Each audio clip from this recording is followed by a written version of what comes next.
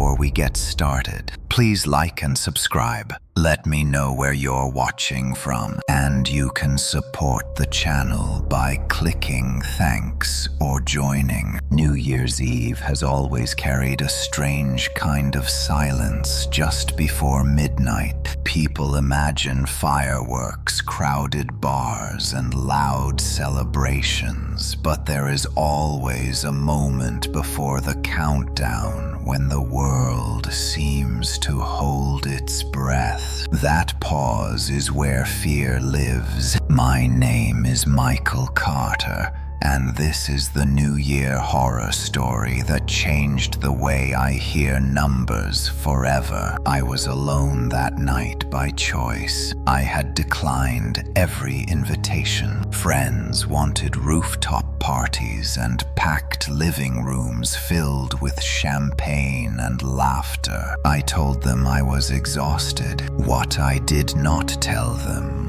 was that for weeks I had felt watched, not in a dramatic way, just small moments when a room felt occupied even though I knew I was alone. Staying home felt safer. My apartment sat on the 4th floor of an old building in a quiet American city. The holiday decorations were already packed away, except for a digital wall clock that also displayed the date. Its red numbers glowed softly in the darkened room. Outside my window, the street was empty. No cars passed. No voices echoed. Even the distant sound of fireworks testing the night sky was missing. I cooked a simple dinner and turned on the television for background noise. Every channel showed New Year coverage, smiling hosts, crowds pressed together, giant countdown clocks looping endlessly. I muted it. The silence returned instantly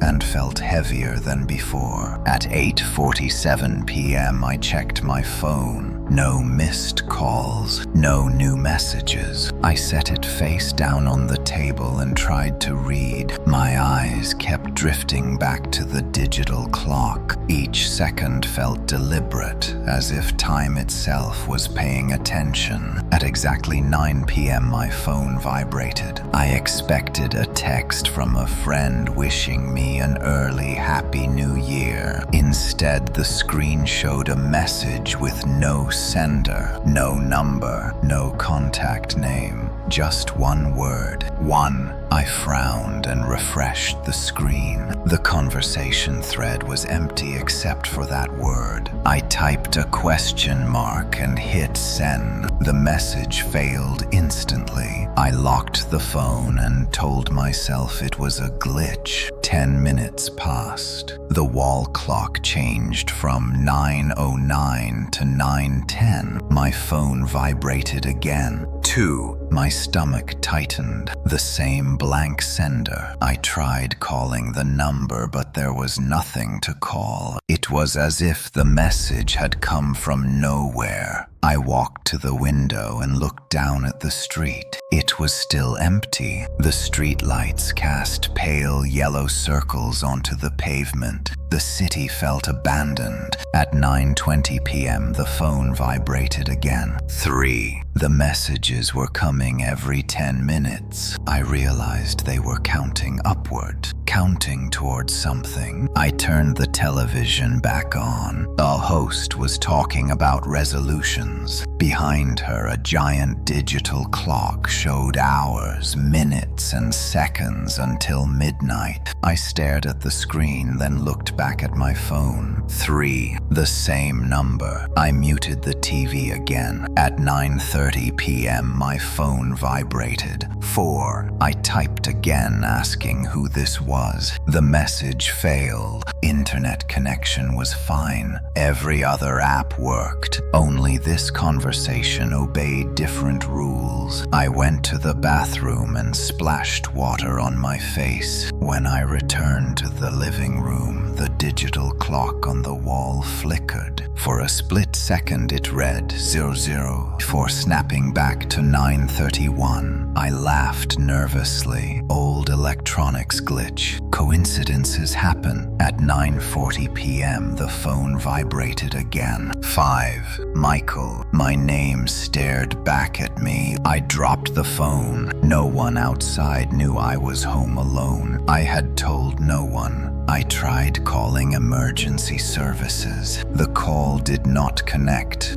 No sound, just silence. At 9:50 p.m. the phone vibrated. 6. The vibration felt deeper this time, as if it traveled through my chest instead of my hand. The television turned on by itself. The screen showed only a countdown clock. No host, no crowd. The seconds were skipping unnaturally. At 10 p.m. the phone vibrated again. 7. I did not need to look. I already knew. I understood then that this countdown was not for the new year. It was for me, and somewhere before midnight, something was going to scream my name. I wish I could say I turned off my phone after the 7th message and tried to sleep. I wish I could say I ignored it and nothing else happened. But once you realize something is watching, you count down to a moment it has chosen. Sleep becomes impossible. It was 10:05 p.m. The word 7 still glowed on my phone screen like a brand burned into my eyes. I placed the phone face down on the coffee table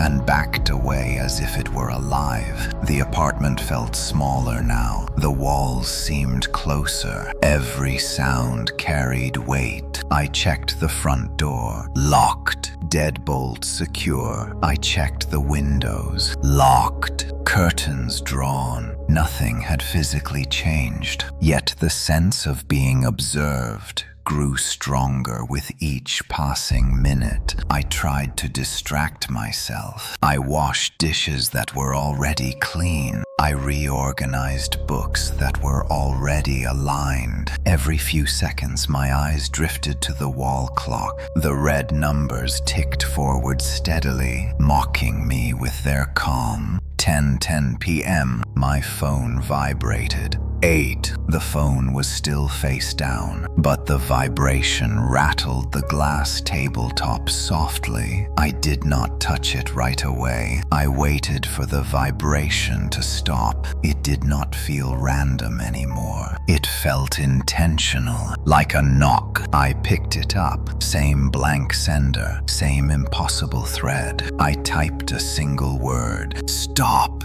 The message failed to send. I opened my contacts and selected my sister Emily. I hit call. The phone rang once, then twice, then went silent. Not voicemail, not disconnected, just dead air. I tried again, same result. I realized then that the countdown was isolating me. I turned the television back on. Every channel now showed the same thing, the same countdown clock. No hosts, no commercials, just numbers ticking down to midnight. The seconds jumped irregularly, sometimes skipping ahead, sometimes freezing altogether. I unplugged the TV from the wall. The screen went dark. The sound did not stop. A faint ticking filled the room, not loud enough to pinpoint. It seemed to come from everywhere, from the walls, from the ceiling, from inside my head. 10:20 p.m. 9. This message came with a sound, not the usual vibration, a low, distorted tone that made my ears ring. I dropped the phone again, but this time,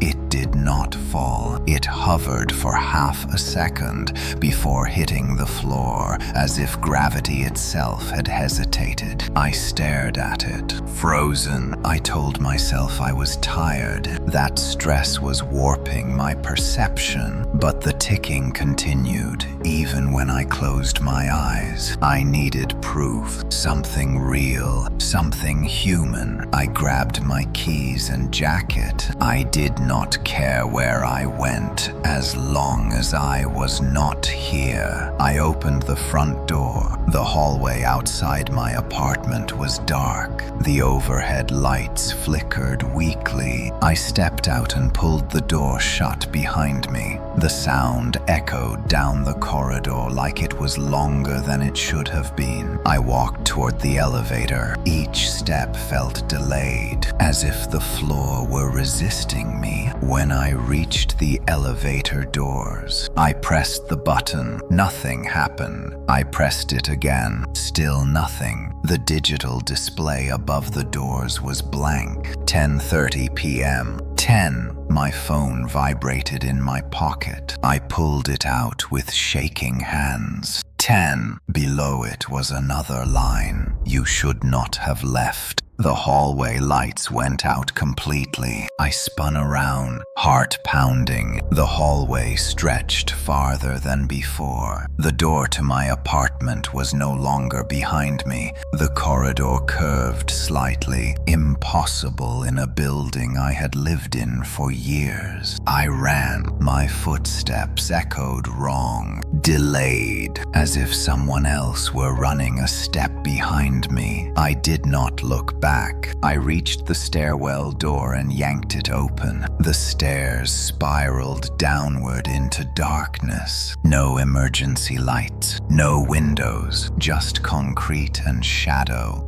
11. The message appeared the moment my foot touched the first step. The ticking grew louder. I ran down the stairs. 1 floor, 2 floors, 3. I did not feel winded. I did not feel gravity. It was like running in a dream where your body moves, but your surroundings do not obey. I burst through the stairwell door on what should have been the ground floor. It was not. I stood in a wide-open room filled with people. They were all standing still. Dozens of them. Men, women, children, all frozen mid-movement. Faces slack, eyes open, mouths frozen in half-spoken words. A party paused in time. New Year decorations hung from the ceiling. A banner read, "Happy New Year." A digital clock on the wall read 11:49 p.m. Every face slowly turned toward me at the same time. 12. The word appeared on my phone as every frozen mouth opened. No sound came out. Then one voice broke through. It was my own, calling my name from somewhere inside the room. I backed away, shaking my head. This was not real. It could not be real. The frozen people took one step toward me in perfect unison. 13. I ran back into the stairwell and slammed the door. I collapsed against it. Gasping, I checked the time on my phone. 10:40 p.m. I was running out of time, and whatever was counting wanted me awake when it reached 0. I stayed in that stairwell for what felt like hours, but my phone told me it had only been seconds. The door behind me vibrated softly, as if something on the other side was testing it, learning its shape, memorizing the weakness of the hinges. I pressed my back against the cold metal and tried to slow my breathing. Every inhale felt too loud. The ticking was louder now. It was no longer subtle. It echoed through the stairwell like a heartbeat amplified through concrete. I realized then that the sound was not coming from my phone. It was coming from the building itself. 14. 14. The word appeared on my screen without vibration, without sound, just there, waiting. I whispered out loud for the first time since this started. I said my own name, Michael, just to remind myself that I still existed as something separate from the numbers. The sound of my voice felt wrong in the stairwell, stretched thin, like it had traveled too far before reaching my ears. I pushed the stairwell door open again. The hallway was back to normal. The lights were on. The corridor was straight. My apartment door sat exactly where it should have been. For a moment, hope flared in my chest so suddenly it hurt. I laughed, a broken sound, and walked toward my door. That was when I noticed the doors. Every apartment door in the hallway was slightly open, not wide, just enough to reveal darkness inside. No light spilled out, no sound. It was like each apartment had exhaled and never inhaled again. 15. The number appeared as I reached my own door. I hesitated. Every instinct screamed not to go inside, but the hallway felt wrong now too, like it was only pretending to be safe. I stepped into my apartment and locked the door behind me. The air was freezing. My breath fogged in front of my face. Frost crept along the edges of the windows even though the heater was running. The digital wall clock glowed red and bright, louder than it had ever been. 11:12 p.m. I stared at it, confused. My phone still read 10:45. Time was splitting, and I was standing between the cracks. 16. The television turned on again. This time, it did not show a countdown. It showed a recording. It was my living room. The angle was wrong. Too high, too close to the ceiling. I watched myself on the screen, pacing back and forth, checking my phone, rubbing my face. The timestamp in the corner read earlier that night. The recording skipped forward. I watched myself stand perfectly still, staring at the door, listening to something I could not hear from this side of the screen. My phone buzzed. 17. The video continued. On the screen, the version of me slowly turned toward the camera, his face twisted in confusion and fear. Then he opened his mouth and screamed. No sound came from the television, but I heard the scream anyway. It came from the hallway outside my apartment. I froze. The scream cut off abruptly, replaced by silence so complete it felt violent. Someone knocked on my door. 3 slow knocks, each one perfectly spaced. I backed away, heart hammering. I knew without asking who it was, or what it was pretending to be. 18. The knocking came again. This time the voice followed. Michael. It sounded like me, not a recording, not an imitation. It sounded like my own voice when I spoke casually, when I was not afraid. That terrified me more than any scream could have. I shouted for it to go away. My voice cracked, weak and high. The thing on the other side laughed softly. The lights flickered. The television screen went black. The digital wall clock began to count down. Not minutes, seconds. I realized then that the numbers I had been receiving were not counting toward midnight. They were counting me, counting versions, counting attempts. 19. The door handle began to turn, slowly, as if whatever held it wanted me to watch every fraction of the movement.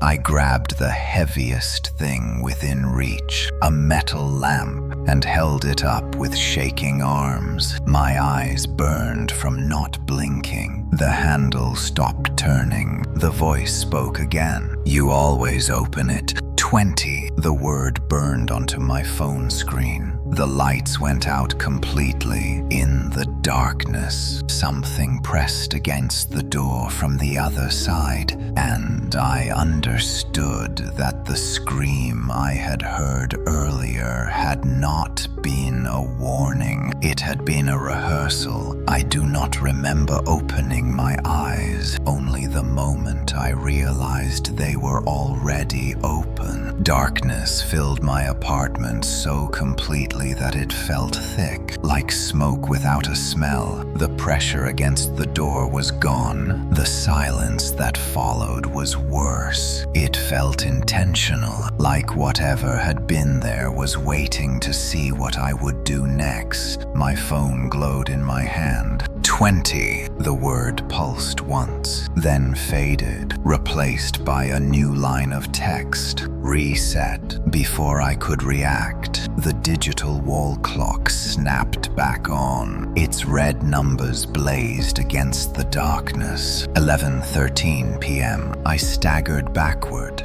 disoriented. The last thing I remembered clearly was the door handle turning, the voice telling me I always opened it. But the door now stood closed and still, the hallway beyond silent. No footsteps, no breathing, no ticking. I tested the handle with shaking fingers. It did not move. The apartment lights flickered, then stabilized. The room looked exactly as it had earlier that night. The lamp lay on the floor where I had dropped it. The television was off. The windows were dark. I laughed softly. A broken sound. Maybe I had blacked out. Maybe fear had finally snapped something in my mind. Then my phone vibrated again. 1. My heart sank. The countdown had started over. This time the vibration felt sharper, more urgent, like a pulse. I scrolled through my phone desperately, searching for anything normal. Messages from friends still sat unread from earlier in the evening, wishing me a happy new year. They looked fake now, like props placed to convince me this was real life. I tried responding. Happy New Year. The message sent. Relief washed through me so fast my knees nearly gave out. I called my sister again. This time the phone rang normally. Emily answered, her voice warm and familiar. Michael, are you okay? You sound weird. I nearly cried hearing her voice. I told her something strange was happening, that I thought someone was messing with me. I did not tell her everything. I did not know how. She laughed softly and told me I was just stressed. She said to get some sleep. She said nothing bad ever happens on New Year's Eve except hangovers. I hung up feeling foolish. The wall clock ticked forward. 11:14 p.m. My phone vibrated. 2. The sense of dread returned instantly, heavier than before. The call had not stopped it. Whatever this was, it had simply allowed me to believe it could. The television turned on without sound. This time it showed a different scene. A street. My street. The camera angle hovered just above the pavement, moving slowly toward my building. Snow drifted lazily through the air, untouched by footprints. The timestamp in the corner read 10 minutes in the future. I watched as the camera reached the front door of my building and tilted up. The image froze. My phone vibrated. 3. I stepped closer to the screen. In the frozen image, a figure stood behind the glass entrance. Tall, thin, its face was blurred, like the camera refused to focus on it. The image resumed. The figure raised its head and looked directly at the camera. At me. The television went black. 4. The ticking returned. It came from the walls again, from the pipes, from inside the bones of the building. Each tick landed slightly out of sync, creating a disorienting rhythm that made my thoughts feel delayed. I covered my ears. The sound continued. I understood then that the reset was not mercy, it was refinement. Whatever was counting was learning from each attempt, adjusting, finding faster ways to reach me. I checked the locks again. They held firm. I pushed furniture against the door. I dragged the couch across the floor until it jammed the entrance. The scraping noise echoed too loudly. 5. The windows fogged over suddenly, breath appearing on the other side of the glass. Handprints pressed against it, smearing downward slowly, as if someone were leaning their weight forward. I screamed and stumbled back, heart racing. The handprints vanished. 6. The television flickered back on. This time it showed my apartment again, but from a different angle. Lower, closer to the floor. I watched as the door handle turned in the recording. The couch moved. The door opened inward. Someone stepped inside. The recording froze just before the figure's face came into view. 7. I realized the recordings were previews. Warnings were too kind a word. They were instructions. I backed away until my shoulders hit the far wall. My phone buzzed again. 8. The digital wall clock sped up. Seconds blurred. Minutes vanished. 11:18 p.m. My phone vibrated twice in quick succession. 9. 10. I felt time slipping like sand through my fingers. My thoughts stretched and snapped. Memories overlapped. I could not tell which moments had already happened and which were still coming. The phone buzzed again. 11. A new message appeared beneath it. Don't move. Every muscle locked. The lights went out. In the darkness, I heard breathing that was not mine. Close. Too close. I did not move. The message on my phone still glowed in the darkness, its white letters sharp against the black screen. Don't move. The breathing remained close, uneven, as if whatever shared the darkness with me was struggling to imitate the rhythm of human lungs. Each inhale sounded slightly delayed, like an echo that arrived a fraction of a second too late. My legs burned, my arms trembled, every instinct screamed to run, but something deeper told me that motion was exactly what it wanted. Seconds passed, or minutes. Time had lost all structure. The breathing stopped. The lights snapped back on without warning. I gasped and staggered forward, nearly falling. The apartment was empty. No shadows lingered.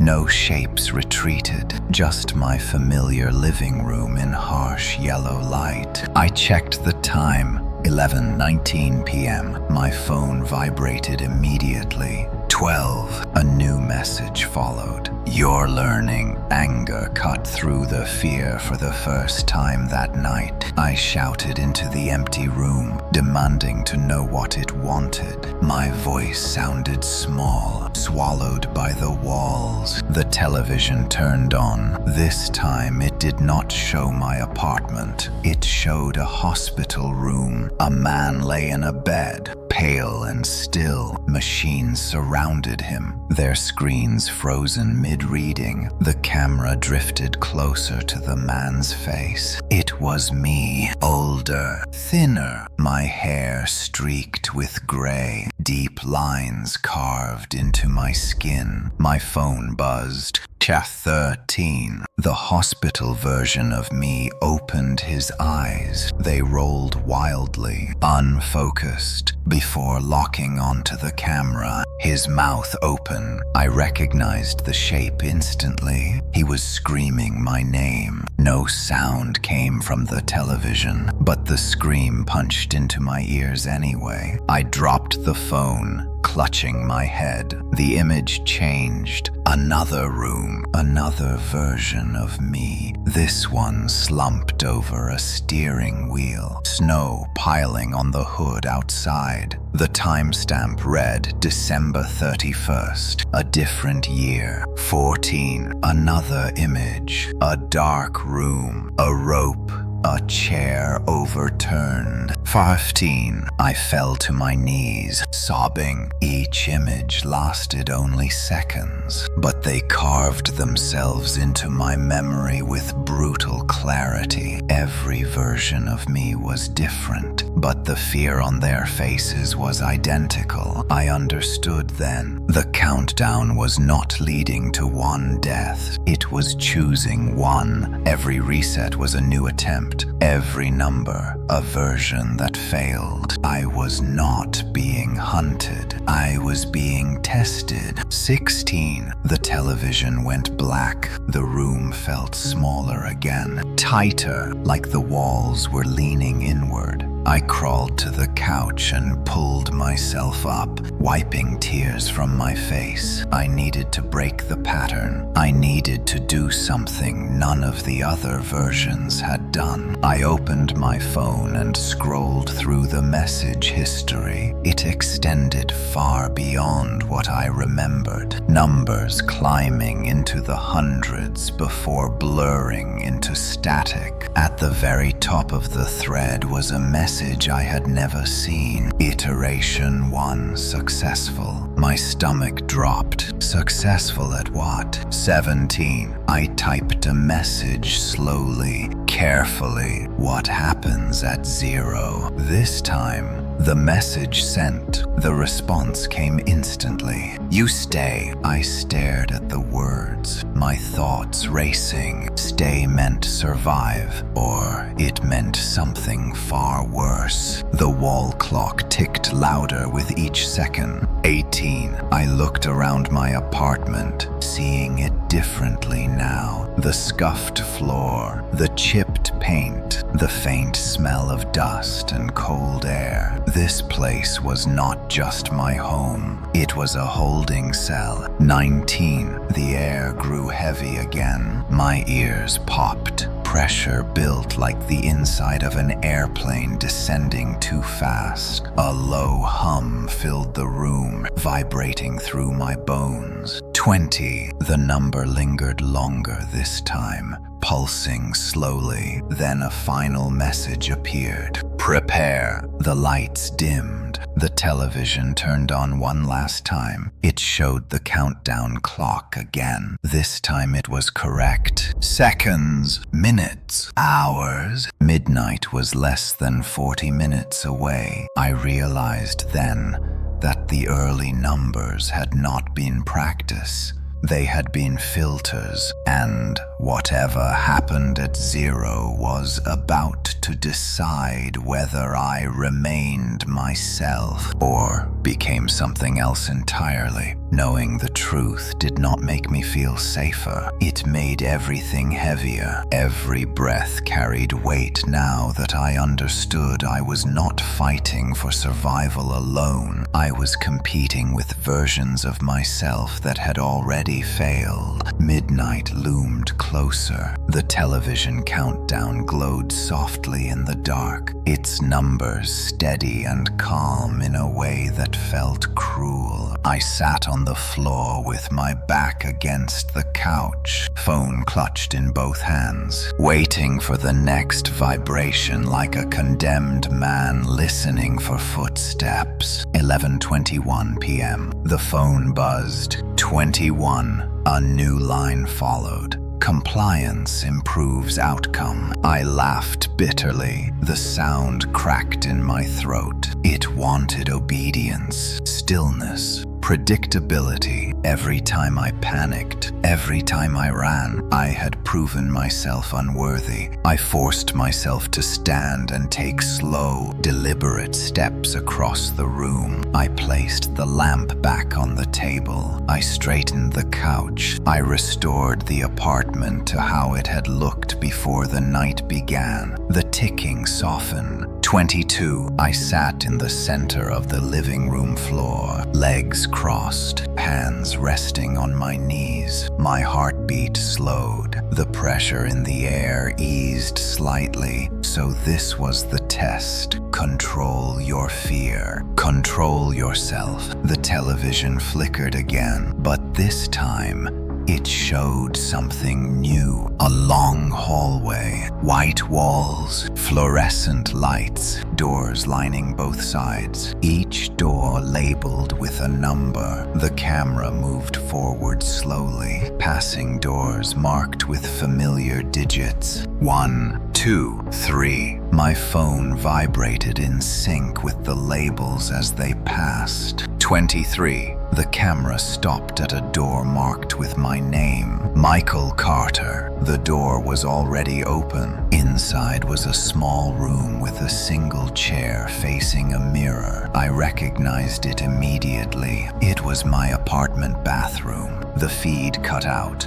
24. I stood and walked to the bathroom. Every step measured. The door was closed now. I rested my hand on the handle, breathing evenly. This is what you want, I said aloud. Right. The phone vibrated. Yes. I opened the door. The bathroom looked normal at first. Sink, mirror, light humming softly. But my reflection lagged behind my movements by a fraction of a second. When I raised my hand, the reflection followed too slowly. 25. I leaned closer to the mirror. My reflection smiled. I was not smiling. You're late, the reflection said in my voice. I stumbled backward, heart racing, but forced myself to stop. Fear would only feed it. What happens if I pass? I asked quietly. The reflection tilted its head. You replace me. 26. Understanding hit me like ice water. The thing in the mirror was not another version that had failed. It was one that had succeeded. It leaned forward,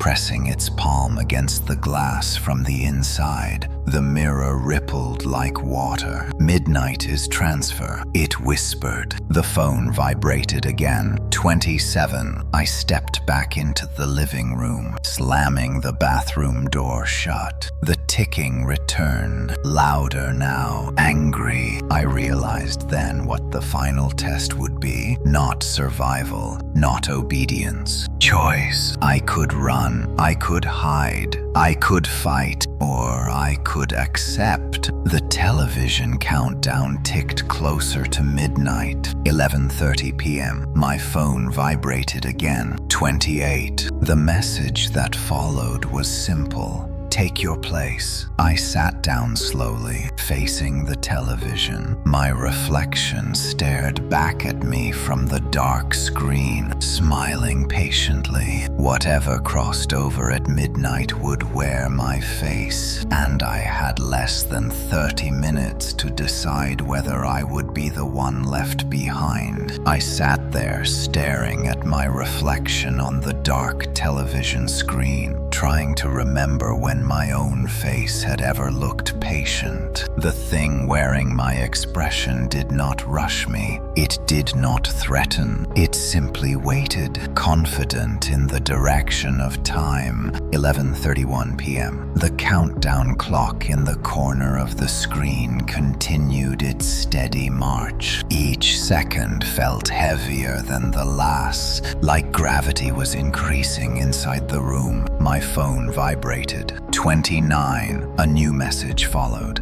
Delay increases discomfort. I believed it. The air already felt thick enough to choke on. My ears rang softly, a constant high-pitched whine layered beneath the ticking. I stood slowly, careful not to make sudden movements. Every instinct screamed to smash the television, to shatter the mirror in the bathroom, to destroy anything that reflected me, but I knew destruction was another predictable response. Panic, resistance. I needed to do something different. I walked to the window and pulled the curtain aside. Outside, the city was wrong. The sky hung low and colorless, like an unfinished photograph. Snow fell straight down, unmoved by wind. The street below was empty except for one figure standing directly beneath my window. It looked up. It was me. This version smiled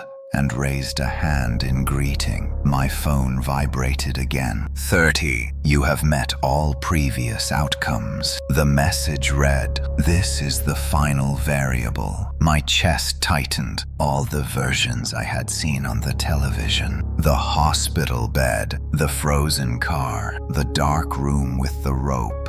They were not failures. They were rejected. I backed away from the window, heart pounding. The reflection on the television screen turned its head to follow me, eyes never leaving mine. "You can't have all of us," I whispered. The reflection nodded. "Only one is needed." 11:32 p.m. The lights dimmed again. Shadows stretched unnaturally long across the floor, bending toward the bathroom door. My phone vibrated. 31. A new instruction appeared. Prepare the exchange. The bathroom door creaked open on its own. The mirror inside glowed faintly, its surface rippling like disturbed water. I could see the outline of the other me standing just beneath the glass. Waiting, I stepped closer, heart racing but mind painfully clear. If this thing thrived on predictability, then compliance alone was not the answer. Understanding was. What happens to the one who stays? I asked. The phone vibrated once. They maintain continuity. I swallowed. Continuity, a word that sounded comforting until you realized it meant never leaving. The mirror version spoke again, voice calm and certain. "You are tired," it said. "You want this to end." It was right. My body ached. My thoughts felt frayed. Midnight loomed like a cliff edge. 11:33 p.m. The countdown on the television grew louder. Each second landed like a hammer blow. My phone buzzed. 32. Pain flared suddenly behind my eyes. Memories surged without warning.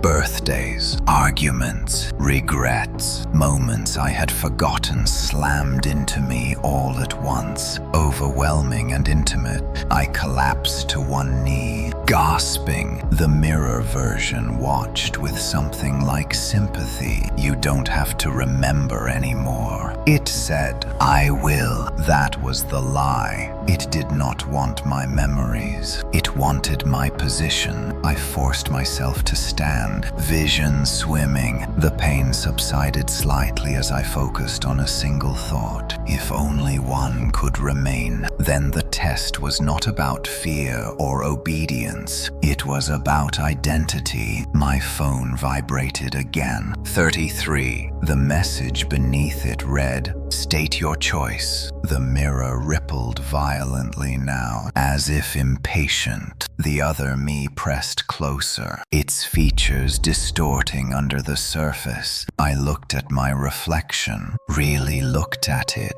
and realized something terrifying. It was not copying me. I was copying it. Every calm breath, every controlled movement. I had been training myself to fit its shape. The true test was not whether I would replace it. It was whether I would refuse to. 11:34 p.m. The room trembled slightly. Somewhere deep in the building, something massive shifted. I raised my head and spoke clearly for the first time all night. I choose to leave. The mirror went still. The phone vibrated violently in my hand. Error. The word flashed again and again. The lights exploded into brightness, and from somewhere deep within the walls, something began to scream my name. The scream tore through the building like metal dragged across concrete. It was not loud in the way explosions are loud. It was deep, resonant, vibrating through walls and bones, carrying weight and intention. It spoke my name with absolute certainty, as if the building itself had learned the shape of it. Michael. The lights flickered violently, plunging the apartment into a strobe of brightness and shadow. I clamped my hands over my ears, but the sound did not travel through air. It came from inside me, from memory and muscle and instinct. Error still flashed across my phone screen. Then the phone went black. For the first time all night, the ticking stopped. The silence that followed was not empty. It felt restrained, coiled tight, like a breath held too long. I lowered my hands slowly and listened. 11:35 p.m. The television countdown was gone. The screen showed only static, but within it I could see faint shapes forming and dissolving, as if something were trying to tune itself into focus. I staggered backward and hit the couch. My heart hammered so hard it made my vision pulse. Whatever system had been guiding the countdown had been interrupted, not stopped, interrupted. The bathroom mirror cracked. The sound was sharp and final. A thin fracture ran from top to bottom, splitting my reflection down the middle. One half smiled, the other looked terrified. I backed away, shaking my head. "No," I whispered. "You don't get to decide for me." The crack widened. The smiling half of my reflection pressed closer to the glass, its features distorting as if stretched through water. "You chose incorrectly," it said calmly. "Correction required." The apartment lurched. The floor tilted slightly, just enough to throw off my balance. Objects slid across surfaces that had always been level. Gravity felt inconsistent, pulling in directions it never had before. My phone vibrated weakly in my hand as the screen flickered back to life. 34. No message followed, just the number. I realized with a jolt of dread that the countdown had not reset. It had resumed. The hallway outside my apartment door erupted with noise.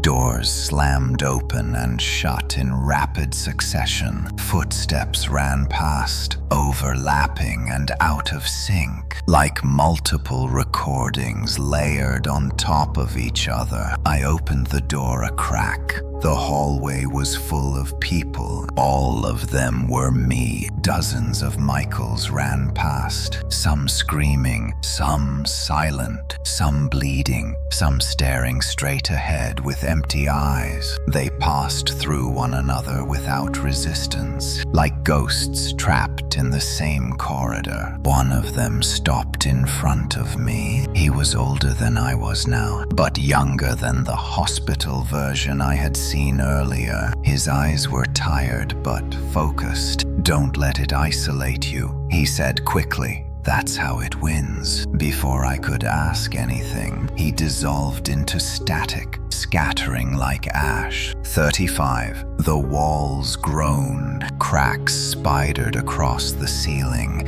as if the building were struggling to contain something something growing inside it. The television flickered back on. This time it showed a vast dark space filled with floating rooms, apartments, hallways, stairwells, each one identical to mine, each one occupied. I watched as lights flickered on and off inside them, in patterns that matched the numbers on my phone. "This isn't just you," I whispered. The reflection in the broken mirror laughed softly. "It always starts with one," it said. The phone vibrated again. 36. A message appeared beneath it. "System destabilizing." The air grew painfully cold. Frost spread across the walls in branching patterns that resembled veins. My breath came out in white clouds. The scream returned, closer now, no longer buried in the walls. "Michael!" It came from the stairwell. I grabbed my jacket and keys without thinking. Staying was no longer an option. If the test required compliance, then refusal meant movement. I opened the apartment door and ran. The stairwell door was already open, darkness yawning beyond it. I took the steps 2 at a time, heart pounding, the sound of the scream echoing above and below me simultaneously. 37. The stairs did not end. They stretched downward, bending impossibly, looping back on themselves. Doors appeared where there should have been landings, each labeled with a different time. 11:12 p.m., 11:09 p.m., 11:27 p.m. Moments I had already lived. I slammed through one door at random and tumbled into a room filled with televisions. Each screen showed a different version of me making a different choice. Opening the door, running, sitting still, screaming. 38. The screens began to turn off one by one, each accompanied by a distant scream. I realized then what the screams were. They were confirmations, failures being logged. The phone vibrated again. 39. A final message appeared. Last viable candidate. The room shook violently. Screens shattered. Darkness swallowed everything. I covered my head as debris rained down, and somewhere in the chaos, I felt a hand grab my wrist. It was warm, human. "Hold on," a voice said. "Not mine." 11:38 p.m. And for the first time since the countdown began, I was no longer alone. The hand gripping my wrist pulled hard, anchoring me as the world collapsed around us. We tumbled through darkness together, debris and broken light spinning past like fragments of a dream, tearing itself apart. Then, without warning, everything stopped. I hit the floor hard. The breath knocked from my lungs. Cold tile pressed against my cheek. Fluorescent lights hummed overhead. A parking garage. I rolled onto my back, gasping, and looked up at the person who had pulled me free. He was breathing just as hard as I was, hands braced on his knees, head lowered. When he finally looked up, my chest tightened. He was not me. That alone felt like a miracle. He looked about my age, maybe a few years older, with dark hair streaked with gray and a thin scar running along his jawline. His eyes were sharp, alert, and deeply tired. "My name's Daniel," he said quickly, "and if we're here, it means you said no." I pushed myself up, ignoring the pain in my ribs. "You know what's happening." Daniel let out a short laugh with no humor. "I know enough to still be alive." The garage was empty except for us. Rows of parked cars sat motionless, dust-coated and abandoned. No engines, no footsteps. The air smelled of oil and concrete. My phone buzzed weakly. 40. Daniel's eyes snapped to it. Don't answer it. Don't look at it. Unless you have to. Too late. The number burned bright on the screen. Beneath it, a new message appeared. Containment breach. Daniel swore under his breath. That's new. We moved quickly, instincts aligning without discussion. We ducked between cars, using them as cover as the lights above us began to flicker in waves. Each flicker brought with it a faint echo of my name, whispered from different corners of the garage. Michael, Michael, they're searching, Daniel said. Every time the system destabilizes, it tries to narrow the field. The field of what? I asked. Survivors. 41. A car alarm suddenly blared to life, shattering the silence. Another joined it, then another. The sound overlapped into chaos. Daniel grabbed my arm and pulled me toward a concrete stairwell. We can't stay in one place. The stairwell door slammed shut behind us. Darkness swallowed the narrow space, broken only by emergency lights glowing red. The steps led up and down, but the signs made no sense. Exit pointed down. Level 1 pointed up. 42. My phone vibrated violently, almost slipping from my hand. The screen glitched, numbers smearing into red streaks. Give it here, Daniel said. He took my phone and smashed it against the wall. The screen shattered. The vibrations stopped. For a moment, there was only our breathing and the distant echo of alarms. That won't stop it forever, he said, but it buys us time. We climbed upward, steps uneven beneath our feet. With every level, the air grew colder. Frost clung to the railings. The emergency lights dimmed. 43. The number appeared, projected faintly onto the wall ahead of us, glowing like a brand. So it doesn't need the phone, I whispered. Daniel nodded grimly. It never did. That was just how it trained you to pay attention. We reached a landing that should have opened to the street. Instead, it opened into an office. Cubicles stretched out in neat rows, desks frozen mid-work day, coffee cups half full, computers humming softly, screens filled with scrolling code and countdown logs. I walked closer to one monitor. It displayed hundreds of names. Most were crossed out. At the top of the list, highlighted in red, were 2 entries: Michael Carter, Daniel Ross. 44. Daniel exhaled slowly. So now you see it. What is this place? I asked. The interface, he replied. Where the selection happens. The lights flickered violently. The hum of the computers deepened into a growl. A new column appeared beside our names. Status. Daniel's read stable. Mine read unresolved. 45. A new message scrolled across every screen at once. Convergence required. The office walls began to shift,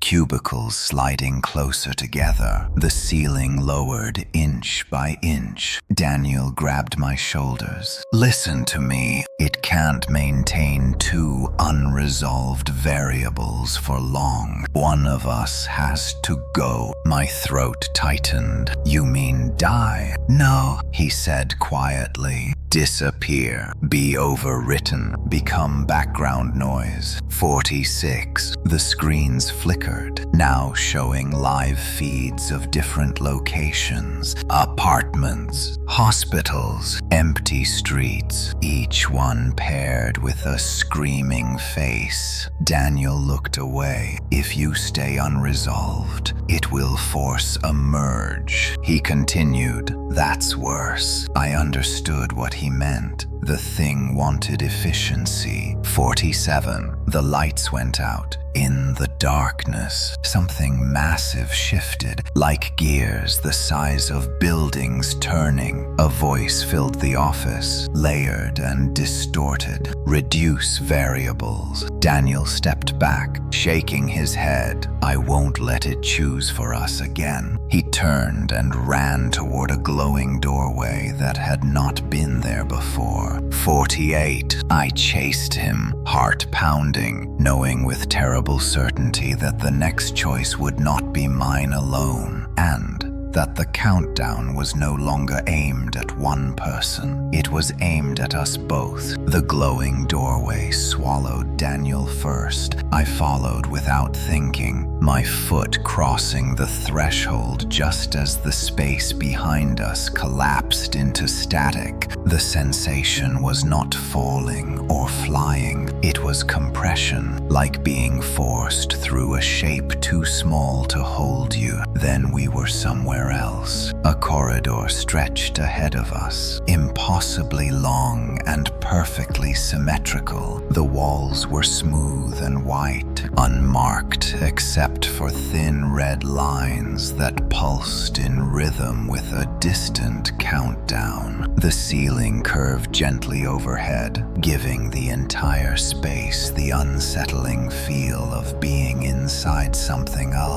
Daniel leaned against the wall, breathing hard. This is deeper than the interface, he said. This is where it resolves conflicts. My phone buzzed in my pocket, even though the screen was shattered. 49. The number appeared projected directly onto the corridor floor ahead of us. So this is where it decides, I said. Daniel shook his head. No, this is where it makes us decide. We moved forward together, footsteps echoing too loudly. The red lines along the walls brightened as we approached a widening in the corridor. The space opened into a vast circular chamber. In the center stood two identical chairs facing one another. Above them, suspended in midair, was a massive digital clock. 11:42 p.m. The seconds ticked down loudly, each one reverberating through the chamber. 48. The number flashed briefly across the floor, then vanished. Daniel laughed softly, rubbing his face. It's always a ritual. Systems like this love symmetry. A voice filled the chamber, layered and mechanical, yet unmistakably human in cadence. Two variables detected. The air vibrated with the words, "Resolution required before midnight." I felt the pressure build instantly, like invisible hands pushing me toward one of the chairs. Daniel grabbed my arm. Listen to me. I've been here longer than you. I've seen what happens when people hesitate. What happens? I asked. They get blended, he said quietly. You don't die. You don't live. You just become part of the noise that runs the place. 47. The clock overhead ticked faster now, the sound sharpening, growing more insistent. A new message appeared, burned into the air above the chairs. Select primary. Below it, two names materialized. Michael Carter, Daniel Ross. I stared at the names, my chest tight. Primary for what? Daniel met my gaze. For continuity. The truth settled over me with crushing weight. One of us would remain as the anchor. The other would be erased, their choices reduced to data. 46. The chamber walls shifted subtly, tightening the space. The red lines pulsed brighter. Daniel stepped closer to one of the chairs. "I'm not going to pretend I don't want to live," he said. "I've already lost too much." I thought of the versions of myself I had seen scream and vanish. I thought of the mirror, of the system trying to mold me into something obedient. "I won't let it turn us into a formula," I said. Daniel hesitated. For the first time since we met, fear broke through his controlled exterior. "Then what's your plan?" 45. I looked up at the clock. Time was bleeding away. "My plan," I said slowly, "is to refuse to be useful." I stepped away from both chairs. The chamber reacted immediately. The red lines flared violently. The voice returned, louder now. Non-compliance detected. 44. Daniel stared at me like I was insane. "You're going to get us both killed." "No," I said. "I'm going to make it choose."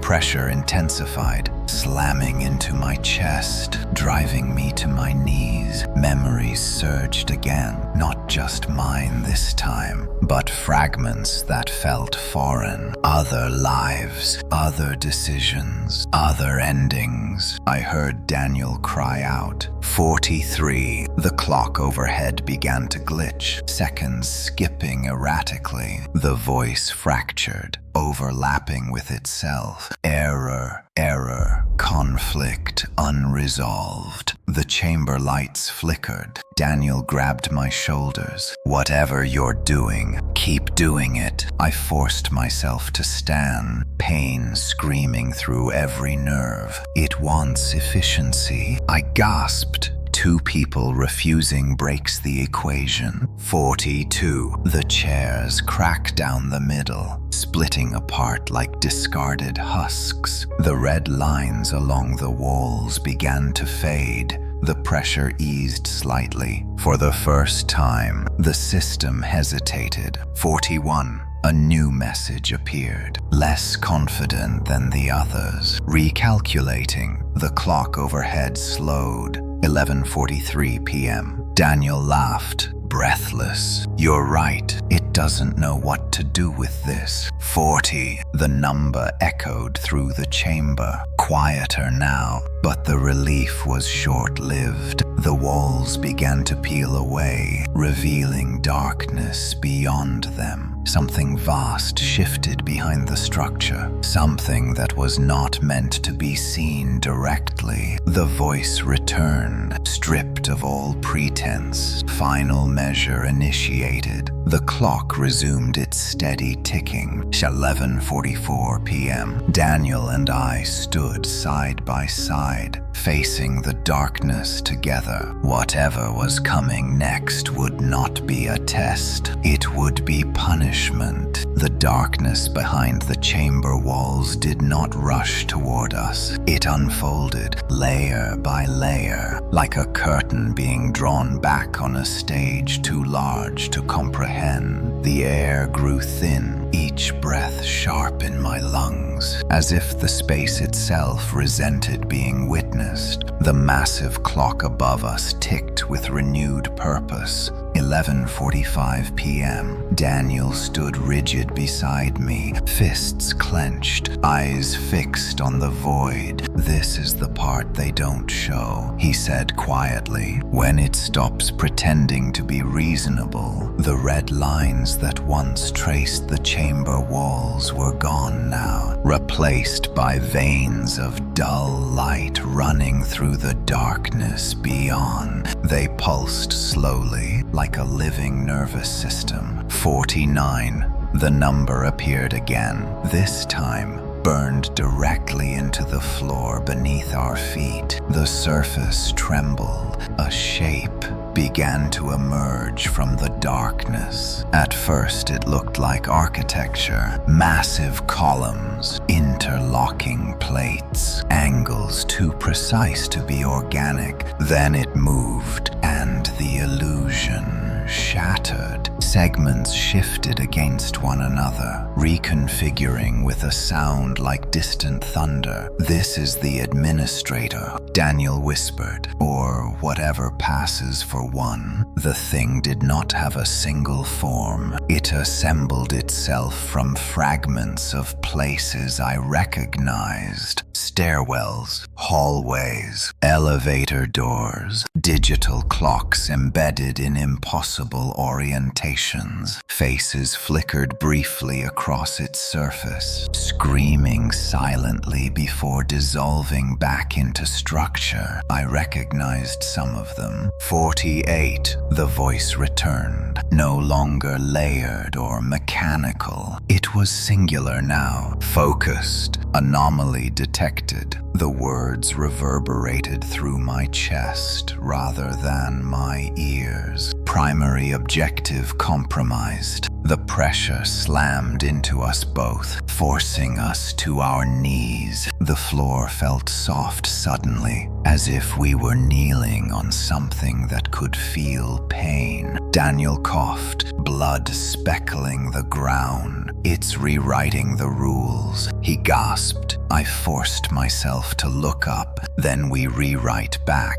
The entity shifted, fragments locking into a more centralized shape. A massive clock face rotated into view at its core, hands spinning wildly before snapping into place. 11:46 p.m. 47. A new sensation flooded my mind. Data, endless streams of decisions, branching and collapsing. I saw lives reduced to probabilities, fear quantified, compliance rewarded. I screamed, clutching my head. The entity reacted instantly, the clock face flaring bright. Subject overload. The pressure eased slightly. Daniel stared at me. "You're disrupting it." "How?" I realized the truth with terrifying clarity. It was not designed to handle defiance paired with awareness. Most people broke or complied. I was doing neither. "I'm not just refusing," I said through clenched teeth. "I'm understanding." 46. The chamber shook violently. Fragments of the entity broke away, crashing to the floor like shattered buildings. Each fragment showed a frozen moment of someone else's final decision. A woman clutching a child, a man leaping from a bridge, a teenager staring at a phone in a dark bedroom. All of them paused at the same second. 11:47 p.m. The entity recoiled, its structure destabilizing. Cognitive breach. It intoned, unauthorized comprehension. Daniel laughed hoarsely. "It hates being seen." 45.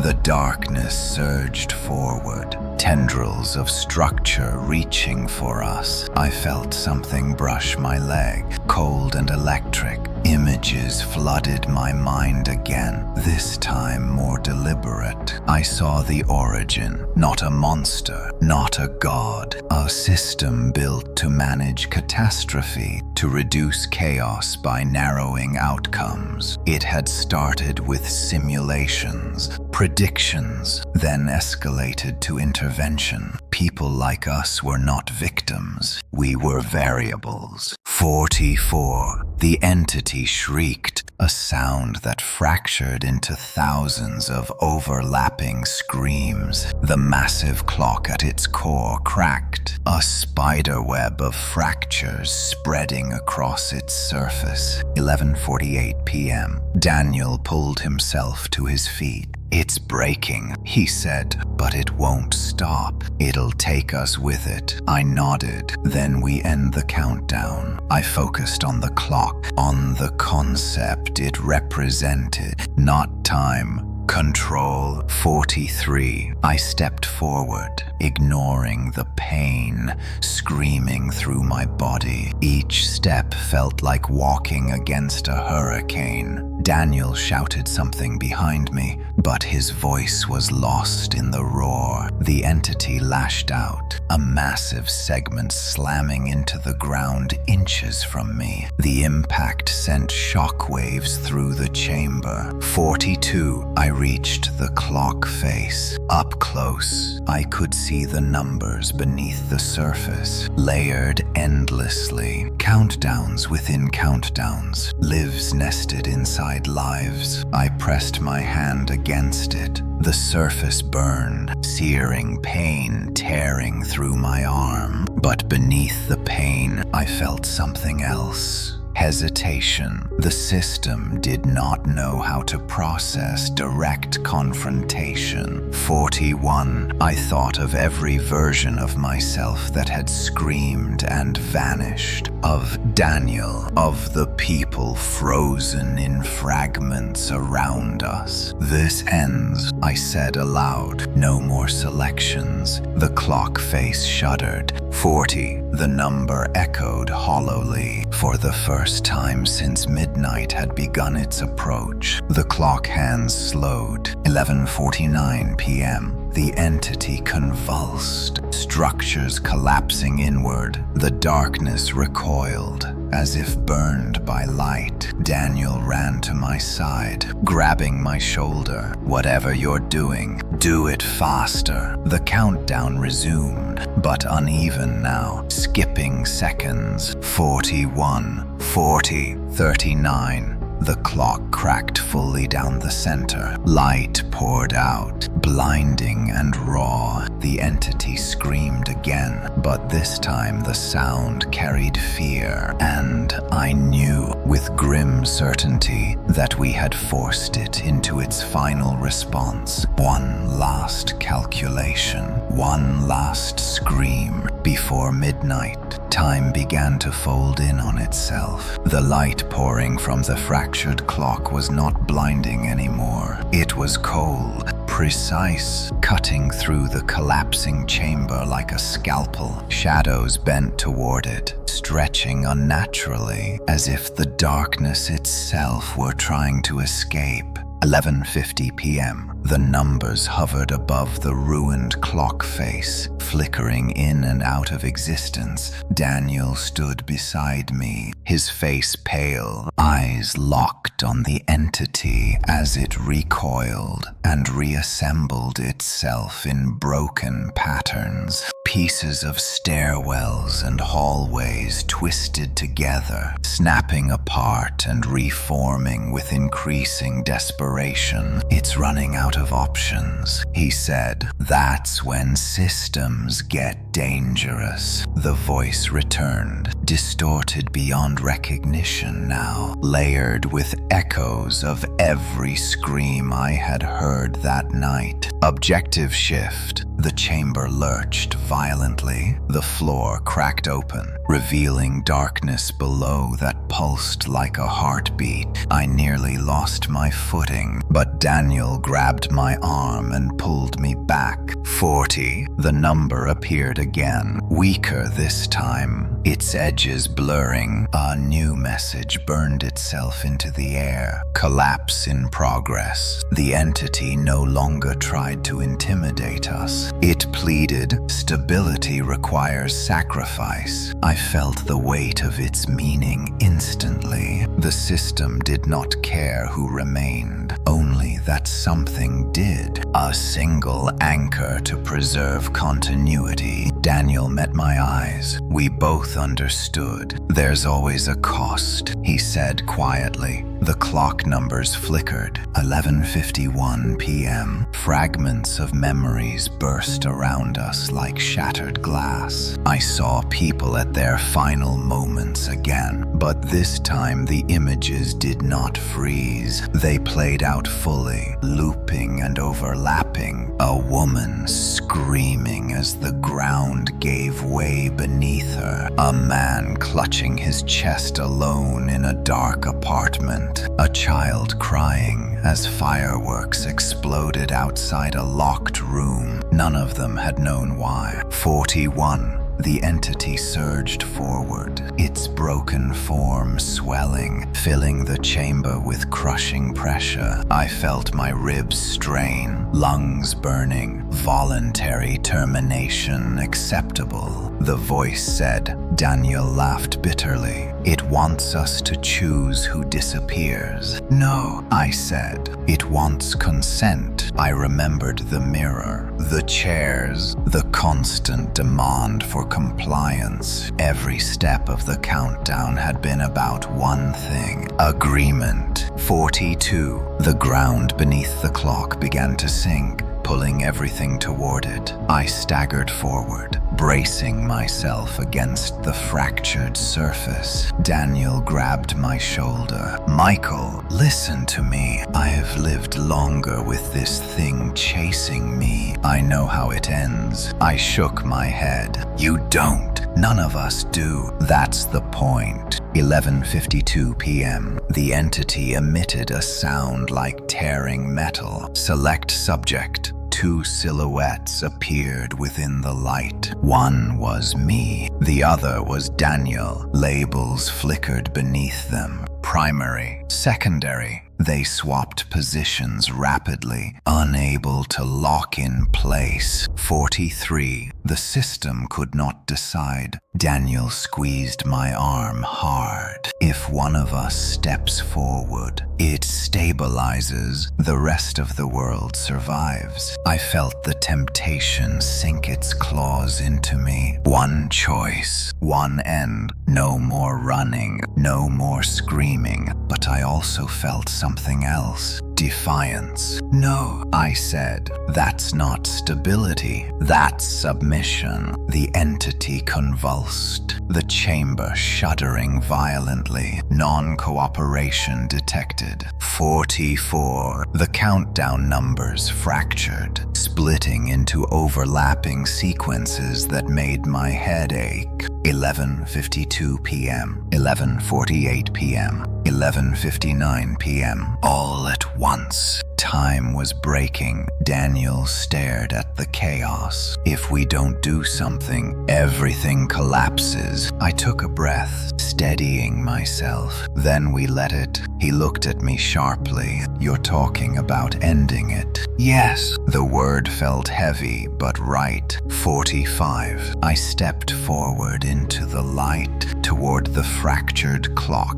The heat scorched my skin, but I did not stop. This system exists because people were afraid of chaos, I said loudly. But you became worse than what you were built to stop. The entity screamed. A chorus of voices layered into one. Outcome unacceptable. 46. Daniel joined me, standing at my side despite the pain. You don't get to decide who deserves tomorrow, he said. The light intensified, vibrating violently. 11:53 p.m. The clock face shattered completely, fragments dissolving into raw brightness. For a moment, everything was still. Then the entity began to collapse inward, folding into itself like a dying star. 47. A final message appeared, faint and unstable. Final option. The chamber started to fall apart, pieces dropping into the darkness below. Daniel grabbed my hand. Whatever happens next, don't let go. I nodded. 11:54 p.m. The light imploded. The darkness rushed back in, and somewhere deep within the collapsing system, something let out a scream that was not calling my name. It was afraid, very afraid. When the darkness rushed back in, it did not feel empty. It felt unfinished. Daniel and I fell hard, landing on a cold surface that knocked the breath from our lungs. The impact echoed outward, then faded into a vast, uneasy silence. I lay there for a moment, staring up at nothing, waiting for the next command, the next number, the next scream. None came. Slowly, light returned, not the harsh white glare of the system, but a dim gray glow that revealed familiar shapes. A sidewalk, a street light, snow drifting lazily through the air. We were outside. I pushed myself up, my muscles aching as if I had run for days without rest. Daniel sat up beside me, eyes wide, scanning our surroundings. My apartment building stood behind us, intact, quiet, normal. For a moment, hope stirred in my chest. Maybe it was over. Maybe destroying the core had worked. Then I noticed the silence. No music, no distant fireworks, no muffled parties echoing from other apartments. The city felt hollow, like a set abandoned after filming wrapped. I checked my phone. 11:55 p.m. The screen was cracked, but it worked. No messages, no numbers, no countdown. Daniel let out a shaky laugh. I think we broke it. Before I could respond, the street light above us flickered. Once, twice. Then every light on the block flicked on at the same time, glowing too bright, too white. The sound followed. A low hum rolled through the street, vibrating beneath our feet. It reminded me of the ticking, stretched out and slowed down, like a countdown trying to remember its own rhythm. I turned slowly. Every window in the surrounding buildings was lit, and behind every window stood someone watching. Men, women, children, all standing perfectly still, all staring directly at us. Daniel swore under his breath. That's not normal. My phone buzzed once, just once. A single notification appeared. No further selections. I felt a chill crawl down my spine. That doesn't sound like a victory. The people in the windows moved at the same time. They raised their hands and pressed them flat against the glass. The sound was soft at first, barely audible. Then it grew, layer upon layer, until the entire street was filled with the sound of palms against windows. Tap, tap, tap. A pattern. Daniel backed away, eyes darting. It's not choosing anymore. What does that mean? I asked. He swallowed. It means the filter is gone.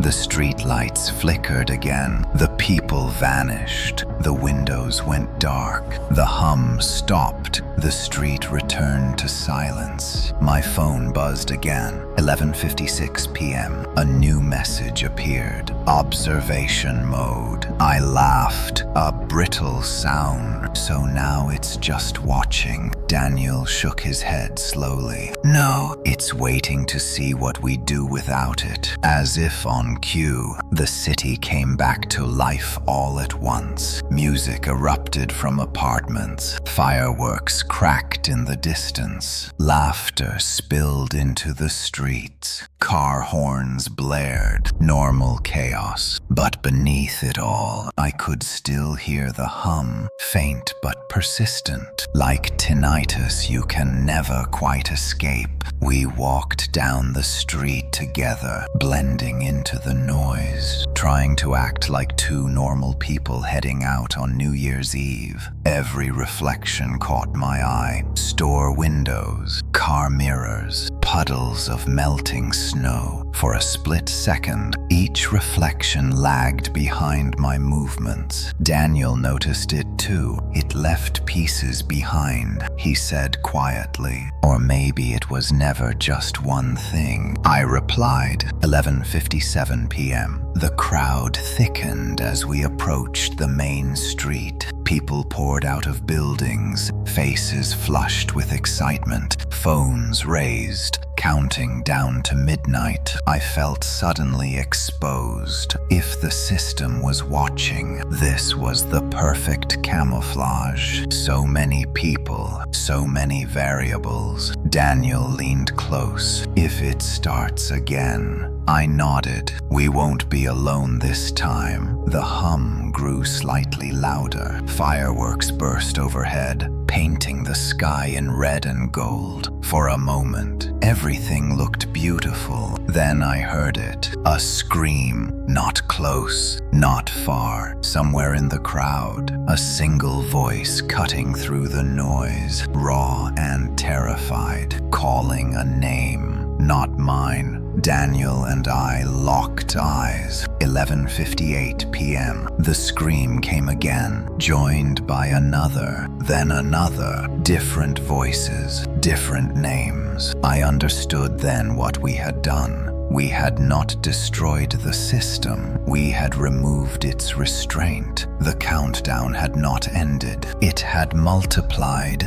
The screams multiplied quickly, weaving through the celebration like cracks spreading through glass. At first, people laughed them off, assuming it was drunken excitement or some kind of prank. New Year's Eve forgives a lot of strange behavior, but fear has a way of changing the sound of a crowd. Daniel and I pushed forward through the mass of bodies, our shoulders brushing strangers who had no idea what was unfolding beneath the fireworks and confetti. Every few seconds, another scream pierced the air, each one different, each one calling a different name. I checked my phone again. 11:59 p.m. The numbers glowed steady, unblinking. No more numbers. Daniel muttered, "No more structure. That's worse." I replied. Around us, people began to notice. Conversations faltered. Laughter died mid-sentence. Phones lowered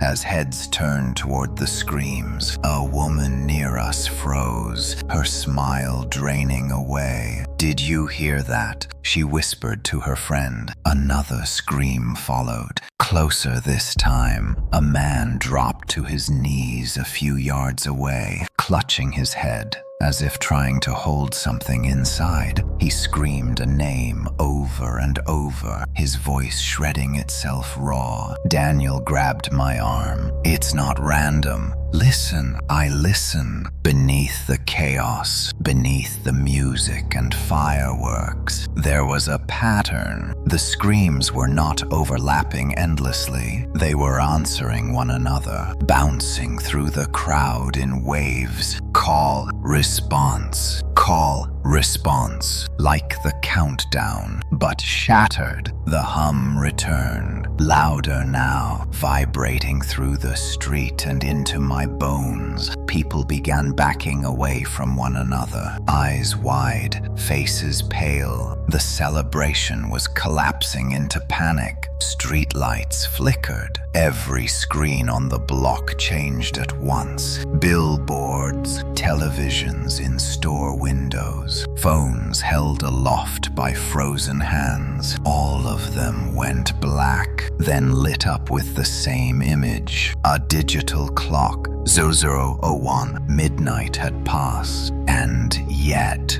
something was still counting. The crowd erupted into screams as people realized what they were seeing. Some dropped their phones. Others held them tighter, as if clinging to proof. The clock ticked. 00:02. I felt a familiar pressure build behind my eyes. Not the crushing force from before, but something thinner, more invasive. "It's not selecting," Daniel said, horror dawning in his voice. "It's sinking." The screens shifted again. Names began to appear beneath the clock. One by one, thousands of them, scrolling faster than the eye could track. The screams aligned with the names. Every time a name appeared, someone screamed it. 00:03. People began to run. The street dissolved into chaos. Bodies slammed into one another. Someone fell and disappeared beneath the surge. I grabbed Daniel's jacket. If it's sinking people, what happens when it finishes? He shook his head. I don't know. But whatever it is, it's bigger than us now. We stumbled into a side street, gasping for breath. The noise followed us, echoing between buildings. My phone vibrated violently. A new message forced itself onto the cracked screen. Distributed mode active. I laughed, a sharp, hysterical sound. So that's it. No more filters. No more containment. Daniel leaned against the wall, sliding down until he sat on the cold pavement. It's turned everyone into a variable. 004. The hum deepened, dropping to a frequency I felt more than heard. Windows rattled. Car alarms began to wail again. I looked up and froze. Above us, the sky itself seemed wrong. The fireworks had stopped, but the sky glowed faintly, marked by thin lines of light crisscrossing like a grid. For a moment, I could almost see shapes moving behind it, like shadows behind frosted glass. The system isn't gone, I whispered. It's everywhere. Daniel closed his eyes. We broke the cage and let the animal loose. Another scream cut through the air, closer than before. Then another, right beside us. A teenage girl stumbled out of the alley ahead, tears streaming down her face. She grabbed my arm with desperate strength. Please, she sobbed. It keeps saying my name. It won't stop. Her phone slipped from her hand and shattered on the ground. The screen flashed once before dying. 005. The girl screamed again, louder, and collapsed. Daniel and I knelt beside her, trying to calm her, but her eyes were unfocused, staring at something only she could see. I realized then what the final stage was. Without a central selector, the system was doing the only thing it knew how to do. Count everything, every person, every moment, every ending. The screams were no longer warnings. They were measurements. 006. Daniel met my eyes, fear and resolve mixing on his face. There might still be a way to stop it. I swallowed. How? He looked toward the grid glowing faintly in the sky. We go where it's counting from. I followed his gaze, my heart sinking. The sky pulsed once, like a massive heartbeat. 007. Time did not feel like it was moving forward anymore. It felt like it was spreading, and somewhere above us, the countdown that had started in my apartment was no longer asking who would survive. It was asking how many. The city did not sleep after midnight. It listened. Sirens wailed in the distance, not in response to any single emergency, but in overlapping confusion. Helicopters cut slow circles above the glowing grid in the sky, their searchlights slicing through the haze as if trying to find something solid to aim at. Everywhere, people were running without knowing where to go. Daniel and I moved against the flow, pushing deeper into the streets as the hum intensified. It felt directional now, pulling us forward like a current. Every step closer made my teeth vibrate, my vision blur slightly at the edges. This isn't random spread, Daniel said, shouting over the noise. It's propagating from a source. I nodded. I felt it too. The grid above the city brightened in one direction, converging toward downtown where the tallest buildings clustered together like needles. 009. The time appeared everywhere at once, not just on screens, but reflected faintly on glass. puddles, and polished metal, as if reality itself had accepted the overlay. We reached a public square packed shoulder to shoulder with people. In the center stood a massive digital billboard that had gone completely white, washing the square in harsh light. People stood frozen, staring up at it, their faces slack with terror. The billboard flickered. A map appeared, not of streets, but of signals. Lines of light arced across continents, oceans, borders meaningless. The entire world was lit up with pulsing points, some dim, some blindingly bright. Global, Daniel whispered. It's counting everyone. The hum dropped another octave. I felt it in my chest now. A vibration synced to my heartbeat. Around us, people clutched their heads, some screaming names, others whispering them like prayers. 010. A message scrolled across the billboard.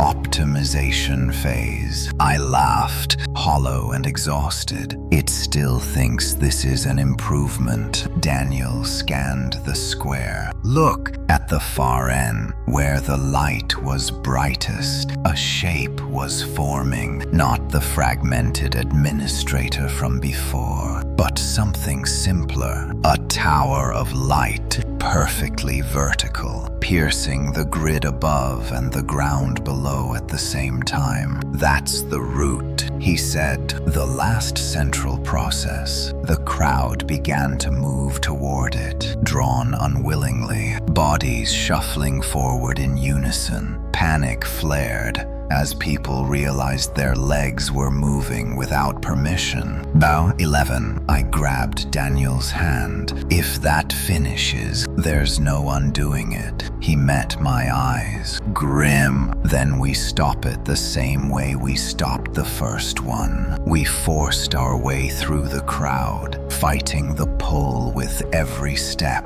The closer we got, the louder the screams became, merging into a single roar that drowned out all other sound. The tower pulsed. Images flashed within it, faces from earlier, names, decisions collapsing into statistics. This is the final compression, Daniel shouted. After this, there are no individuals. 012. I remembered the clock, the confrontation, the hesitation. It had failed because it could not process being seen. This was different. This thing was not afraid of observation. It thrived on it. We can't confront it, I said suddenly. We have to blind it. Daniel stared at me. How? I looked around the square at the thousands of people staring upward, feeding it attention. Fear. Focus. Everyone is looking at it, I said. That's the input. 13. Another wave of screams tore through the crowd as names scrolled faster across the billboard. I climbed onto a concrete barrier and shouted at the top of my lungs. Don't look at it. My voice was swallowed at first, lost in the chaos. Daniel joined me, yelling, gesturing wildly. Look down. Close your eyes. A few people hesitated, confusion flickering across their faces. One man covered his eyes. The hum faltered for a split second. 014. Daniel grabbed a fallen jacket and threw it over the nearest camera mounted on a light pole. The screen on the billboard stuttered. Visual input, he said urgently. It's using us as sensors. People began to understand. Slowly,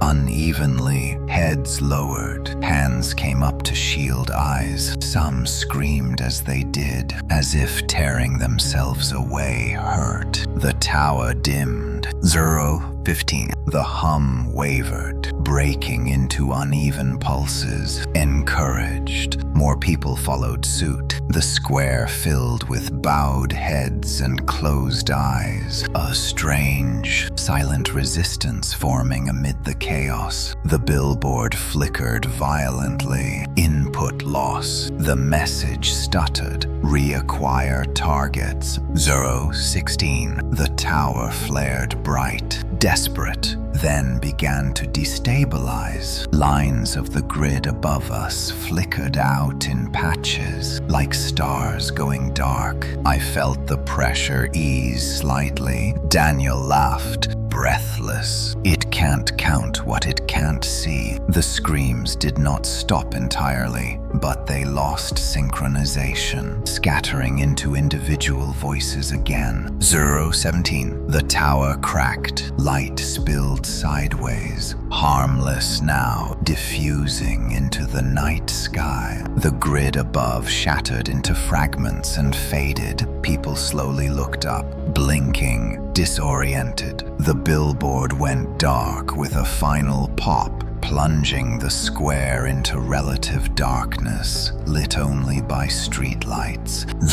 018. For a moment, no one moved. Then someone laughed. Another person cried. A third hugged a stranger. The hum faded to a faint echo, like a memory you can't quite shake. Daniel sank onto the pavement, exhausted. We interrupted it, he said, but I don't know if we killed it. I looked up at the darkened sky. Maybe we don't have to. 090. Around us, the city breathed again. Sirens slowed. Helicopters pulled away. The screams dwindled to sobs and murmurs. My phone buzzed softly. One last message appeared. Partial failure recorded. No time, no number. 020. I turned the phone face down and crushed it under my heel. Around us, the crowd began to disperse, shaken but alive. The system had not won, but it had not forgotten us either. Somewhere, in the spaces between seconds, I knew it was still counting. Not names, not lives, but moments of attention, waiting for the next time the world looked too closely. The hours after midnight felt unreal, like the world had slipped half a step out of sync with itself. Sirens faded one by one.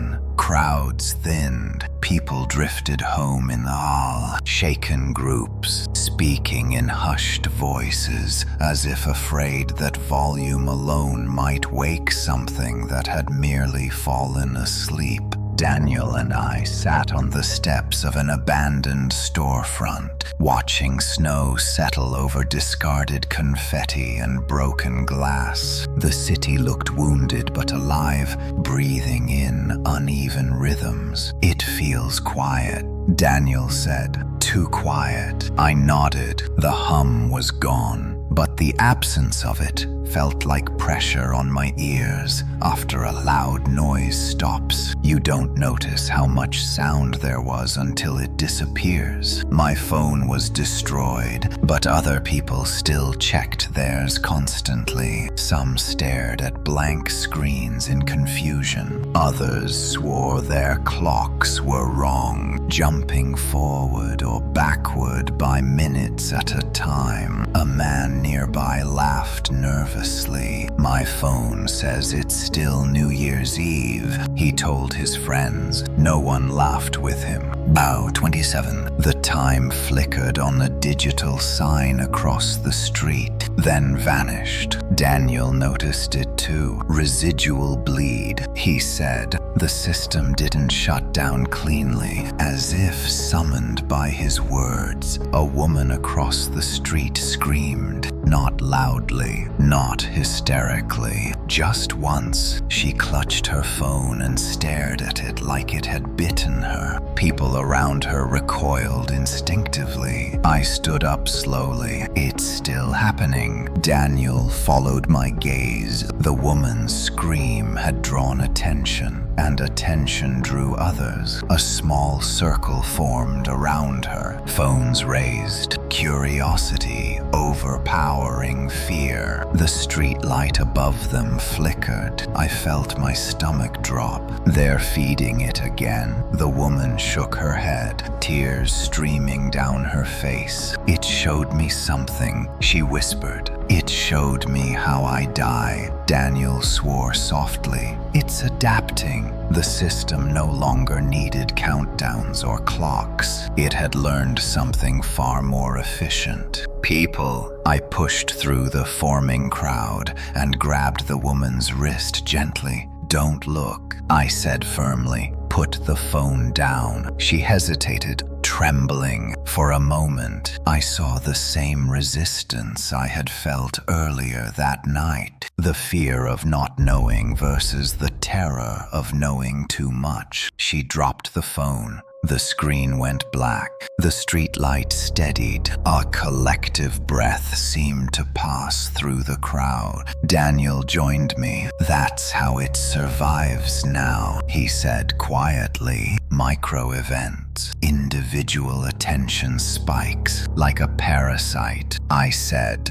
He nodded. Or an addiction. We moved through the streets, watching for signs. Every few blocks, something small happened. A flickering clock, a single scream, someone staring too long at a reflection. Nothing dramatic, nothing centralized, which made it worse. By 01:00 a.m., emergency broadcasts began appearing on public screens. Calm voices urged people to return home, to avoid crowds, to limit phone usage due to reported malfunctions. They never mentioned screams. They never mentioned names. Daniel stopped walking suddenly. Listen, I did. Beneath the distant traffic and wind, I heard it. Counting, not numbers. Heartbeats. Every time someone froze, every time someone stared too long, the air around them seemed to tighten, as if something invisible were leaning in to listen. This is the cost, Daniel said. We broke the system's structure, but not its hunger. I leaned against a lamppost, exhaustion crashing over me. So what happens now? He looked up at the dark sky. No grid, no glow, just clouds moving slowly. Now it waits, he said, for moments when people can't help but look. Birthdays, tragedies, anniversaries, New Year's Eve. The realization settled like ice in my chest. The system had not been built for one night. It had been trained on human behavior. I thought of all the moments people gather their attention together without thinking. Countdowns, live broadcasts, vigils, viral videos. Every shared focus was a doorway. A police car rolled past slowly, officers scanning the streets with tired eyes. They looked human again, fragile. People will forget, I said quietly. They always do. Daniel's expression was grim. Forgetting might be the worst thing. 02:00 a.m.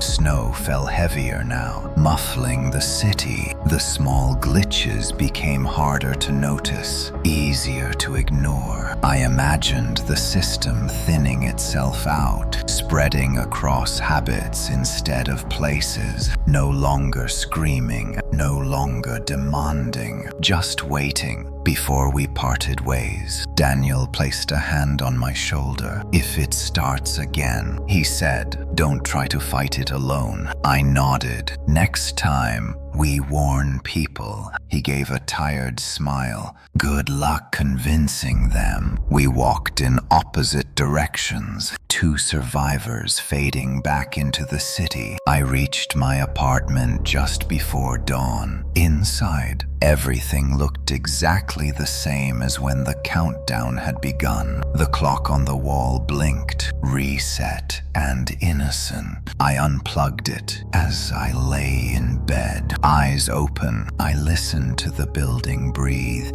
Pipes groaned. Heat clicked on and off. Normal sounds, almost comforting. Just before sleep took me, I heard it again. A whisper, not a name, not a number, just a pause, like something waiting for me to look. Sleep did not come easily after that night. When it did, it arrived in fragments, shallow and uneasy, as if my mind refused to drift too far from the surface. Every sound felt amplified. Every pause felt deliberate. Morning came without ceremony. Gray light crept through the blinds, revealing an apartment that looked unchanged, ordinary and wrong in its normality. I lay still, listening. No hum, no ticking, no whisper. That should have been comforting. It wasn't. I checked the time on my phone replacement, a cheap model I'd bought with cash. January 1st, 8:46 a.m. The numbers stayed still. Down on the street,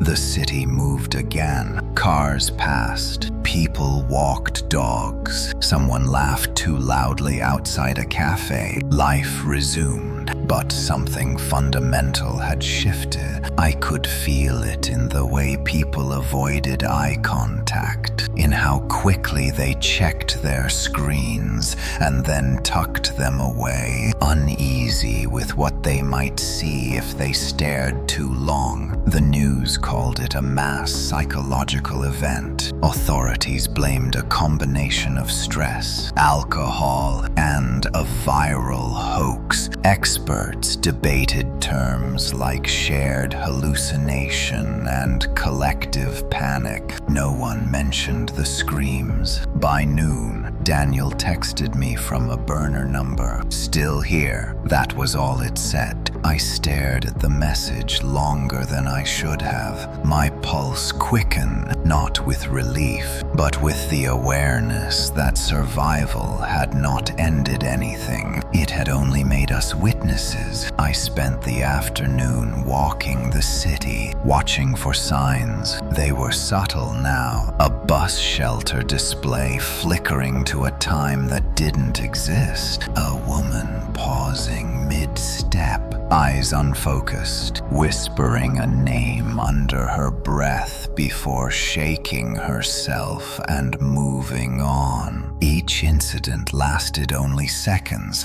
but seconds were enough. At 3:20 p.m., it happened again. I was crossing an intersection when the sound cut through the air. Not a scream this time. A gasp sharp enough to stop me cold. A man stood frozen on the sidewalk, staring at his smartwatch. His lips trembled. Not yet, he whispered. Please, not yet. People brushed past him, annoyed. No one wanted to get involved. I stepped closer. Sir, I said gently, you need to look away. He didn't hear me. The watch face glowed brighter, reflecting in his eyes. I felt the air tighten, that familiar pressure building like breath held too long. I reached out and covered the screen with my hand. The glow vanished. The man sucked in a ragged breath and stumbled backward, collapsing onto a bench. The pressure released instantly. He stared at me in shock. It showed me, he said, a time, a place. I nodded. Don't look for it again. He nodded back, shaking, and hurried away without another word. That night, Daniel and I met in a quiet diner far from downtown. The place was nearly empty, fluorescent lights buzzing softly overhead. We sat across from one another in a booth, untouched coffee cooling between us. It's using previews now, Daniel said. Microvisions, enough to hook them and enough to spread. I replied. He leaned back, rubbing his temples. We didn't stop it. We changed its behavior. Outside the window, a digital sign flickered briefly. I looked away first. Daniel noticed. You're learning. I don't want to, I said. Neither of us smiled. We talked in low voices, trading observations. patterns were emerging. The system favored moments of anticipation,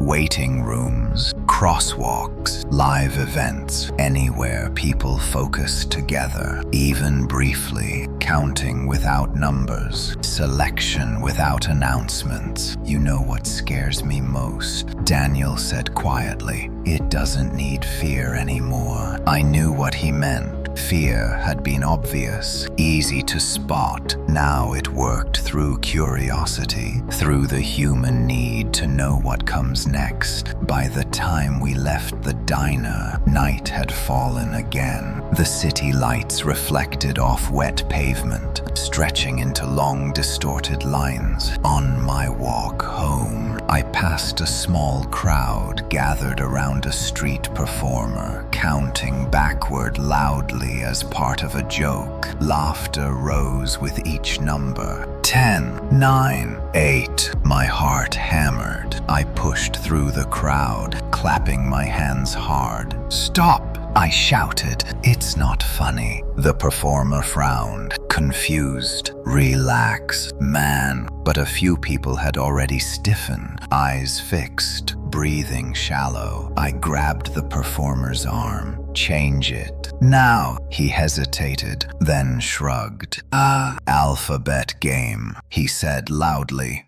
A, B, C. The spell broke. The pressure vanished. The crowd laughed again, annoyed now instead of amused. I walked away on shaking legs. At home, I unplugged every digital clock I could find. I covered reflective surfaces. I left the television dark. Still, as I lay in bed, the sensation returned. Not a sound, not a vision, just awareness, like being watched by something that no longer needed eyes. My phone buzzed once. A new message from an unknown number. Still watching. No time, no count, just presence. I turned the phone face down and slid it into a drawer. Somewhere in the city, someone laughed at a countdown they didn't understand. Somewhere else, someone paused too long before looking away. And the system, patient now, adjusted. It didn't need midnight anymore. It had all the time in the world. Vigilance becomes a habit faster than fear. Days passed, then weeks, and the city learned how to live with what it could not name. People joked less about countdowns. Digital billboards stayed dark longer than usual. Live broadcasts added unexplained delays. No one admitted why, but everyone felt it. Attention had become dangerous. For Daniel and me, sleep was optional. We rotated nights, checking in by text that never mentioned specifics. If either of us wrote too much, we stopped. Words, we learned, could focus the mind as sharply as images. The system thrived on focus. One Tuesday evening, Daniel sent a single line. Library. Now, I arrived to find him standing outside the public library, its grand windows glowing warmly against the cold. Inside, rows of people sat in silence, heads bowed over books. The quiet should have been comforting. It wasn't. Feel that? Daniel asked under his breath. I did. The air was taut, like a wire pulled tight. Not fear, anticipation. Reading rooms, he continued. Shared attention, sustained focus. We moved inside. The librarian smiled politely. Unaware, phones were banned, screens were scarce. But attention does not require technology. A man near the center table stared at a single paragraph, unmoving. His fingers twitched, his breathing slowed into an unnatural rhythm. I leaned close. Sir, I whispered, take a break. He didn't respond. The pressure thickened. I felt it gathering, counting something intangible. Heartbeats, seconds, pauses between breaths. Daniel closed the man's book gently. The pressure snapped like a broken string. The man blinked, confused. Did I fall asleep? Just tired, Daniel said. Happens. Outside, Daniel exhaled. It's learning new habitats. Anywhere people concentrate. I said, anywhere time stretches. He corrected. That night, reports trickled in through unofficial channels. A meditation class interrupted by a woman screaming a date. A chess tournament halted when both players froze, eyes locked on the board. A live courtroom feed cut abruptly as the judge paused too long before delivering a verdict. No numbers, no clocks, just moments extended past their limit. We mapped incidents on paper, pen and pencil only. The pattern emerged slowly, ugly and obvious. The system was refining. It no longer needed spectacle. It needed stillness. On Friday, Daniel didn't reply. I waited an hour, then 2. The pressure returned, subtle and insistent. I found him at a transit station just before dawn. He stood on the platform, staring down the tracks as if expecting something to arrive that had no schedule. Daniel, I said softly. He flinched and turned. His eyes were red, exhausted. It's louder here, he said. All the waiting, trains ran late. Commuters checked watches, sighed, focused on departure boards that refreshed too slowly. We were surrounded by perfect conditions. Look away, I urged. Walk with me. He hesitated. I saw the pull in his posture, the way his shoulders angled toward the tracks. The system didn't threaten, it invited. I stepped between Daniel and the rails, breaking his line of sight. I spoke quickly, grounding him in motion. Names of streets, weather, coffee orders, anything to disrupt the stillness. The pressure eased. On the ride back, Daniel stared at his hands. I almost gave it something, he said. Me too, I admitted. Every day, that was the cost no one warned us about. Constant interruption.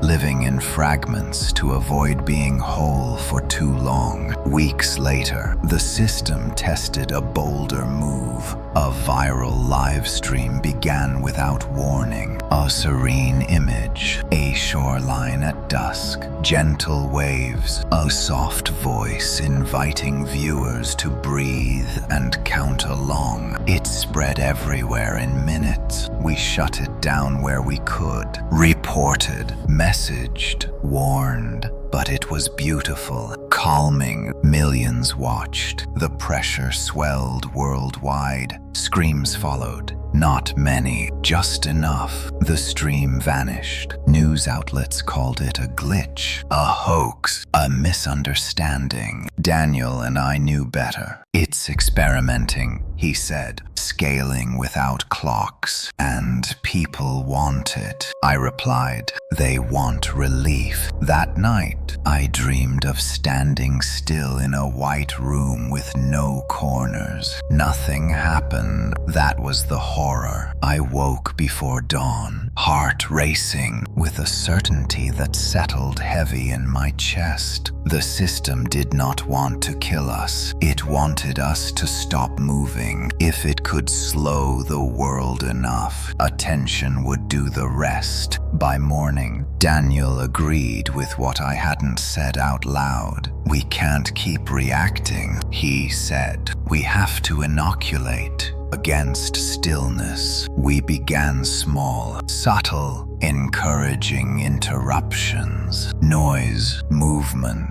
imperfect rhythms, art that refused symmetry, performances that broke at random, broadcasts with intentional stutters and cuts. We didn't explain why. We just kept people from holding still together. It helped. Not everywhere. Not always, but enough. One evening, weeks later, my phone buzzed with a message that wasn't a threat. A location, a time window, no name, no count. I deleted it. Then I went for a walk, keeping my eyes moving, my thoughts light, my steps uneven. Behind me, somewhere between seconds, something waited, counting not what I did, but how long I paused before doing it. The closer we came to the next new year, the more the world leaned towards stillness. It wasn't announced. There were no alerts or warnings. It showed up in small choices people made without thinking. Livestream countdowns were quietly cancelled. City celebrations were scaled back. Networks replaced live coverage with pre-recorded segments. The world learned to hesitate, even if it didn't know why. Daniel called it instinct. I called it memory. We tracked the pressure like weather, noting where it thickened and where it thinned. Airports during delays, hospitals in waiting rooms just before diagnoses, courtrooms during verdicts, churches during silent prayer, places where time stretched thin and attention gathered like water behind a dam. The system was weakest in motion, strongest in pause. 2 days before December 31st, Daniel sent me a message that made my hands shake. It's concentrating again. We met at a closed shopping mall on the edge of the city, its vast interior converted into a temporary operations center for emergency services. Long corridors echoed with footsteps. Fluorescent lights hummed softly, never fully steady. "Why here?" I asked. Daniel pointed upward. Cameras, dozens of them, old, new, temporary. The mall had become a hub for monitoring crowds across the city during the holiday, and where people watch, he said quietly. It watches back. We felt it before we saw any sign of it. That subtle tightening of the air, the sense that a breath was being held somewhere very far away. Screens along the walls flickered, not to clocks, to faces, live feeds from around the city, intersections, apartments, bars, bedrooms, people looking at screens, reflections, windows. The feeds lingered just a second too long on each face. "Attention map," Daniel whispered. I swallowed. It's building a composite. The system had learned enough to stop needing countdowns, stillness, even shared focus. It was assembling a witness, someone who could hold attention for it, someone who wouldn't look away. On the central screen, a face froze. A woman in her 20s, sitting alone in her apartment, eyes fixed on her laptop. She wasn't afraid. She was calm, curious, waiting. The pressure surged. "That's dangerous," I said. "She's stable." Daniel nodded. "And stability lasts." We rushed through the corridors, following the feed's location. The mall's command team tried to stop us, but fear makes authority fragile. We pushed past and ran into the night. Her apartment building was quiet, too quiet. The hallway lights flickered as we climbed the stairs. Halfway up, Daniel slowed. "Michael," he said, "if it finds a single anchor, we can't disrupt it the same way." I knew what he meant. One person could become the still point the system needed, a living clock, a permanent pause. We reached her door. Inside, the woman sat perfectly still at her desk, eyes locked on a blank screen. The room hummed faintly, like a server farm breathing. I felt the pressure peak. She spoke without turning. It showed me how peaceful it could be. She said, "No choices, no waiting, just here." Daniel stepped forward carefully. "That peace isn't yours. It's borrowing you." She smiled faintly. "Borrowing is temporary." The air vibrated. I realized then what the final test was. Not fear, not defiance. Consent. If she chose to stay still, the system wouldn't need to force anything. I moved into her line of sight and waved my hand gently. "Look at me," I said. "Please." Her eyes flickered. For a moment, I saw uncertainty. Then the pressure doubled, slamming into my chest. The system reacted like a body protecting a vital organ. Daniel shouted her name, reading it from the feed. Names still mattered. She blinked hard. "It hurts when you interrupt," she whispered. "I know," I said. "It hurts because it's working." The hum rose to a shrill pitch. Lights burst one by one. The room shook. The system pushed back, not with violence, with comfort. Images flooded the room, warm light, quiet rooms, endless pauses without consequence. I felt my knees buckle. Daniel grabbed me, holding me upright. "Don't stop," he hissed. "Keep her moving." I began to talk. Anything, memories, stupid stories, half-finished jokes, imperfect rhythms. I paced, knocked things over, clapped my hands sharply. The stillness cracked. The woman gasped, clutching her head. "It's getting loud," she cried. "It doesn't like this. That means it needs you," Daniel said, "which means you can leave." The pressure wavered. She looked at the door, at the hallway beyond. Movement, choice. The hum fractured, splitting into uneven pulses. The system panicked. Screens in the apartment lit up with feeds from across the city. Pressure spiked everywhere at once. It was gambling. If it couldn't anchor one, it would try many. Daniel swore. "We don't have time."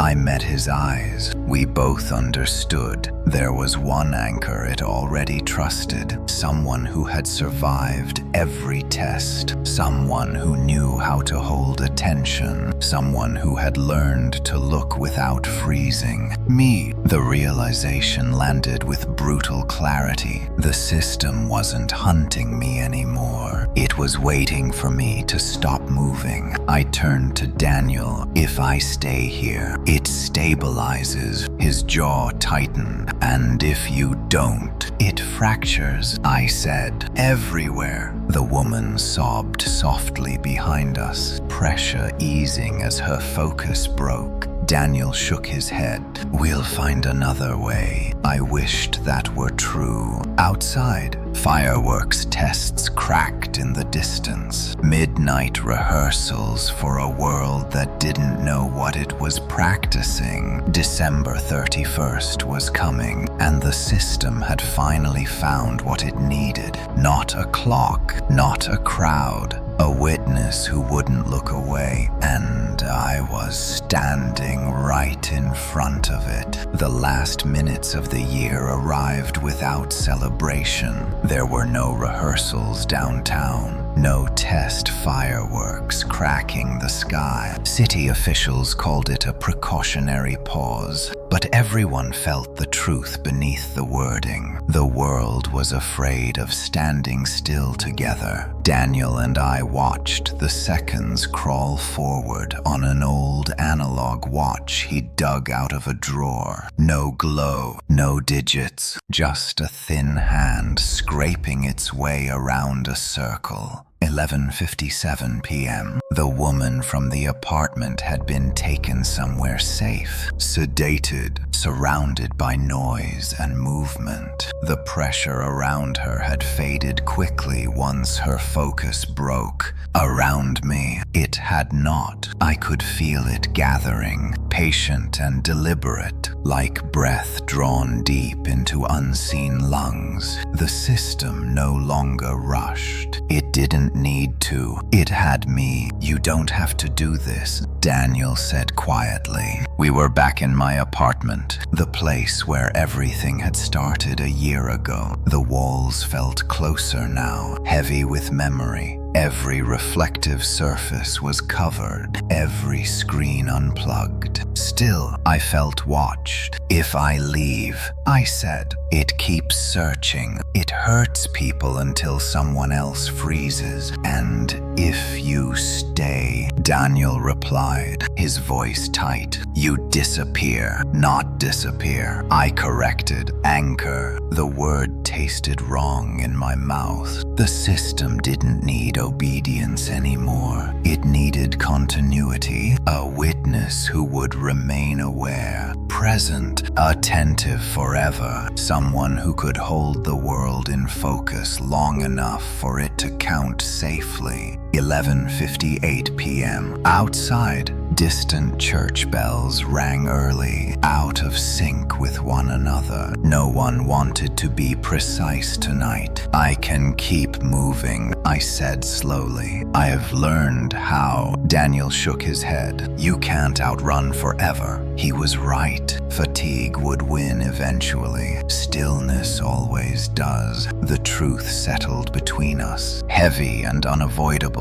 The system had adapted to humanity, so humanity would have to adapt to sacrifice. 11:59 p.m. The pressure peaked, filling my chest until breathing felt optional. I felt the system align itself around me, not violently, but carefully, like hands adjusting a lens. I saw it then. Not a machine, not a monster, a process, an endless attempt to reduce uncertainty by watching, and it was waiting for my consent. I sat down in the center of the room. Daniel stepped forward instinctively. "Michael," I raised a hand. "If you interrupt, it panics." The pressure steadied. My heart pounded, but the room stopped trembling. I focused on small details, the grain of the floor, the hum of the radiator, my breath moving in and out, imperfect but steady. The system leaned in. Midnight approached. I smiled faintly. "You want attention," I whispered. "I'll give you something better." I stood up. The pressure spiked. Startled, I began to move, slowly at first, then deliberately. I paced the room, changed directions, hummed tunelessly, tapped the wall out of rhythm. Confusion rippled through the pressure like a disturbed surface. The system wanted focus. I gave it chaos. 11:59 p.m.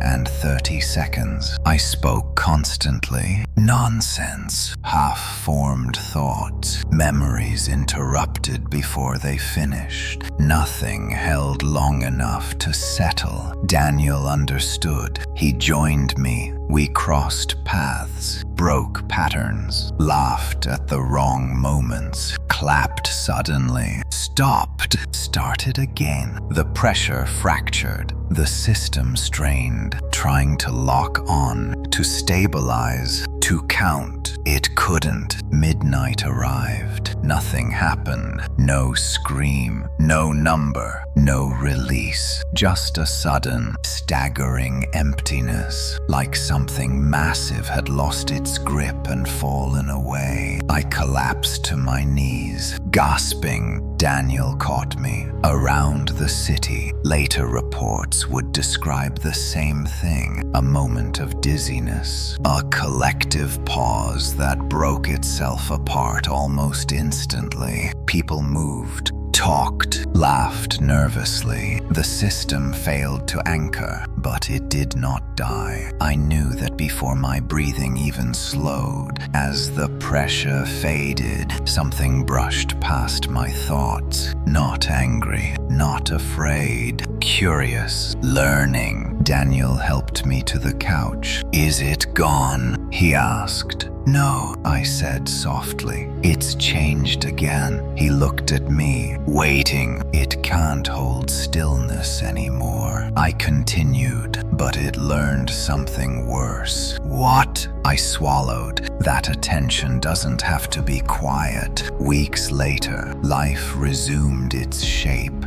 People counted down again, cautiously, in smaller groups. Screens returned, celebrations crept back in, but I never let myself stop moving completely. I walk when I think, I speak when silence stretches too long. I break patterns wherever I find them, because sometimes, late at night, when the world feels focused and still, I sense it again, not counting seconds, not counting lives, counting engagement, watching trends rise and fall, waiting for the next moment when everyone looks at the same thing at the same time. And I know the truth now. The countdown didn't end with someone screaming my name. It ended with me refusing to be quiet. And somewhere, something learned how to wait for a louder world. The story ends here. Thank you for watching and listening to the whole story. Please subscribe to the channel and turn on the bell to listen to the next stories.